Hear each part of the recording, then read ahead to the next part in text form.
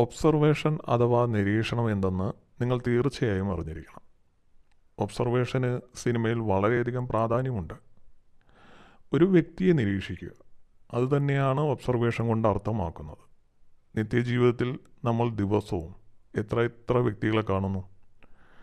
അവരിൽ ഓരോരുത്തരിലും നമ്മളറിയാത്ത എത്ര സവിശേഷതകൾ ഒളിഞ്ഞിരിക്കുന്നുണ്ടാവും.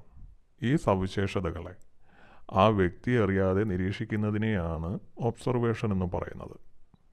എന്നുവെച്ച് നാളെ മുതൽ ഞാനൊന്ന് ഒബ്സർവേഷൻ നടത്തിയിട്ട് വരട്ടെ എന്നും പറഞ്ഞ് വീട്ടിൽ നിന്നിറങ്ങി കണ്ട ആൾക്കാരെ നിരീക്ഷിക്കാൻ പോകാനല്ല ഉദ്ദേശിക്കുന്നത്.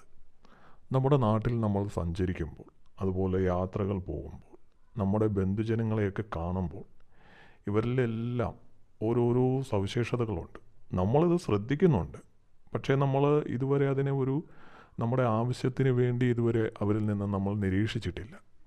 ഇത് നമ്മൾ കുറച്ചുകൂടി ആത്മാർത്ഥതയോടെ ഇവയൊക്കെ നമുക്ക് ആവശ്യമാണ്, ഇതൊക്കെ എൻ്റെ സിനിമയ്ക്ക് ആവശ്യമാണ്, ഇവരിലെ ഈ സ്വഭാവ സവിശേഷതകളെ സിനിമയിലെ കഥാപാത്രങ്ങളിലേക്കൊക്കെ കൊണ്ടുവന്നാൽ നന്നായിരിക്കും എന്ന ചിന്തയോടെ ഇനി മുതൽ അവരെ നോക്കുക, അവരറിയാതെ നോക്കുക.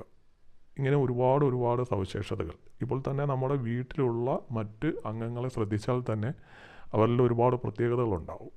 അപ്പോൾ നിങ്ങളുടെ ആവശ്യത്തോടു കൂടി എനിക്ക് ഇന്നതാണ്, എൻ്റെ സിനിമയ്ക്ക് വേണ്ടി ഇതെല്ലാം ആവശ്യമാണ് എന്നൊരു ചിന്ത നിങ്ങളുടെ മനസ്സിൽ എപ്പോഴും ഉണ്ടാവണം. ആ ചിന്തയോടുകൂടി ഇന്നു മുതൽ നിങ്ങളുടെ മനസ്സ് ഒബ്സർവേഷന് സജ്ജമാക്കി വയ്ക്കുക. ഒബ്സർവേഷൻ ഒരു കഥാകാരനെ സംബന്ധിച്ചിടത്തോളം കഥാപാത്രങ്ങളുടെ സൃഷ്ടിയിൽ വളരെയധികം പ്രയോജനം ചെയ്യും. ഇനി സംവിധായകനെ സംബന്ധിച്ചിടത്തോളം ആണെങ്കിൽ അഭിനേതാക്കൾക്ക് കഥാപാത്രം നൽകി അവരെ കൊണ്ട് അഭിനയിച്ച് പ്രതിഫലിപ്പിച്ചെടുക്കുന്നതിൽ പ്രയോജനം ചെയ്യും.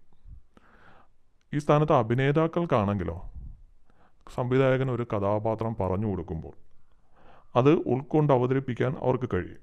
കാരണം ഞാൻ കണ്ട ഒരു വ്യക്തി ഇതേ സ്വഭാവം അല്ലെങ്കിൽ സംവിധായകൻ പറയുന്ന സ്വഭാവത്തോട് ആ വ്യക്തിക്ക് സാദൃശ്യമുണ്ട്. അപ്പോൾ ഈ ഒരു പ്രകൃതത്തോടു കൂടി ഈ കഥാപാത്രം ഒന്ന് അഭിനയിച്ചാൽ അദ്ദേഹത്തിന് വളരെയധികം ഇഷ്ടപ്പെടും എന്ന ചിന്തയോടുകൂടി അഭിനേതാക്കൾക്ക് അഭിനയിക്കാൻ കഴിയും. അതുകൊണ്ട് ഒബ്സർവേഷൻ എന്ന് പറയുന്നത് വളരെയധികം മികച്ച ഒരു കാര്യമാണ് സിനിമാക്കാരെ സംബന്ധിച്ചിടത്തോളം. അതുകൊണ്ട് സംവിധാന രംഗത്തേക്കോ തിരക്കഥാ രചനയിലേക്കോ അഭിനയ രംഗത്തേക്കോ കടക്കാൻ ആഗ്രഹിക്കുന്നവരെല്ലാം തന്നെ ഒബ്സർവേഷൻ ശീലിക്കണം.